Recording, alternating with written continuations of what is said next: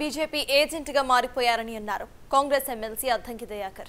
National Herald case గురించి BJP నేతల కంటే ముందే కేటీఆర్ మాట్లాడుతున్నారని ఆయన మండిపడ్డారు.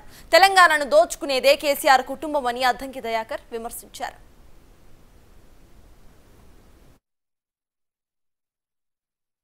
బీఆర్ఎస్ నాయకుడు కేటీఆర్ మాట్లాడుతున్న మాటలు చూస్తే ఈరోజు బుడరకాన్ గుర్తొస్తాడు. కాంగ్రెస్ పార్టీ మీద బీజేపీ అక్రమంగా పెట్టిన కేసును బూచిగా చూసుకొని ఒక ఎర్రిపప్పలాగా ఇలా బీజేపీ వాళ్ళ కంటే ముందు నువ్వే మాట్లాడుతున్నావు. ఇది కాదా సాక్ష్యం? బీజేపీ నాయకుల కంటే బీఆర్ఎస్ నాయకుడు కేటీఆర్ మాట్లాడడం అనేది బీజేపీ తొత్తుగా బీఆర్ఎస్ మారిందని చెప్పడానికి ప్రత్యక్ష ఉదాహరణ. అవినీతి గురించి మీరు మాట్లాడుతున్నారా బీఆర్ఎస్ వాళ్ళు? తెలంగాణను దొంగల దొడ్డిగా మార్చిన దొంగలు మీరు, మీ కుటుంబం మొత్తం. ఎలా రేవంత్ రెడ్డి గారి మీద కామెంట్ చేస్తున్నారు. ఇలా కాంగ్రెస్ పార్టీ ఏ విధంగా ఈ దేశంలో ఈ రాష్ట్రంలో పోరాడుతుందో, రేవంత్ రెడ్డి గారి యొక్క పోరాటం బీజేపీ మీద ఎట్లా ఉందో కనీసం అవగాహన లేని సన్నాసిలాగా నిన్ను చూడాల్సిన సందర్భం వచ్చింది. ఫస్ట్ నీ ఇంట్లో నీ చెల్లె నిన్ను దొంగగా చెప్పి బయటికి పోయి దానికి సమాధానం చెప్పంటే నేను నేషనల్ హెరాల్డ్ కేసు, సీఎం రాజీనామా చేయాలి, ఆ కర్ణాటకలో అట్లా చేసిండ్రు, అక్కడ మరి ఇలా కాళేశ్వరం మీద వేల కోట్లు దోచుకున్నారు, తెలంగాణ పేరు మీద లక్షల కోట్లు దోచుకున్న మిమ్మల్ని గతంలో ఎన్నిసార్లు ప్రజలంతా దిగిపో అన్నా కూడా మీకు సిగ్గు లేకుండా లజ్జ లేకుండా అట్లనే ఉన్న పరిస్థితి ఎటుపోయింది?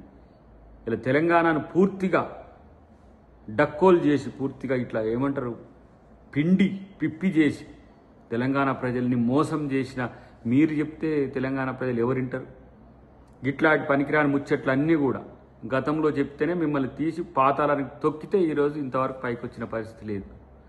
కాబట్టి మీ సమస్యను పరిష్కరించుకోలేక, మీ అంశాలను పరిష్కరించుకోలేక, మీ ఇంట్లో మీ చెల్లెనో మీ బావనో మీ డాడీతో వస్తున్న సమస్యలు ఎదుర్కోలేక ఈ ఫ్రస్ట్రేషన్లో ఇలాంటి మాటలు మాట్లాడితే ఎవ్వరు కూడా పట్టించుకోరు కేటీఆర్. ఎందుకంటే నీ ఆదుర్ద, నీ ఆతృత, నీ యొక్క ఆవేశం అంతా కూడా నీ పరిస్థితి డోల్ డ్రమ్స్లో పడ్డదని, నీ పరిస్థితి డోలాయమానంలో పడ్డదని తప్పితే ఇంకోటి ఏం కాదు.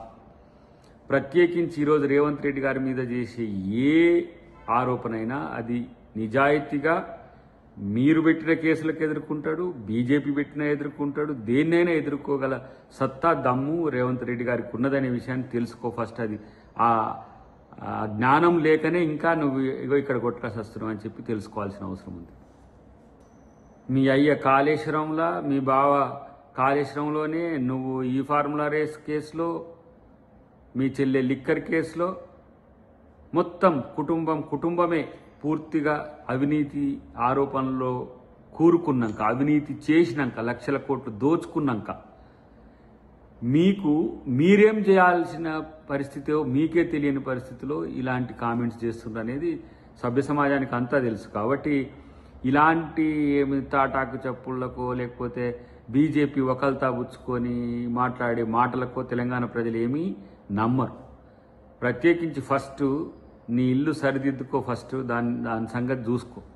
కాబట్టి నీ రాజకీయ స్వార్థం కొరకు ఏ విధంగా ఎవరిని ఎట్లా వంచన చేస్తున్నావు, మోసం చేస్తున్నావు నువ్వు ఆత్మపరిశీలన చేసుకోవాల్సిన అవసరం ఉంది. కాబట్టి అలా కాంగ్రెస్ పార్టీ, రాహుల్ గాంధీ గారు, సోనియా గాంధీ గారి మీద పెట్టిన కేసు ఎలాంటిదో ఈ దేశ ప్రజలకు తెలుసు. బీజేపీ రాజకీయ ఎత్తుగడలు కూడా అందరికీ తెలుసు.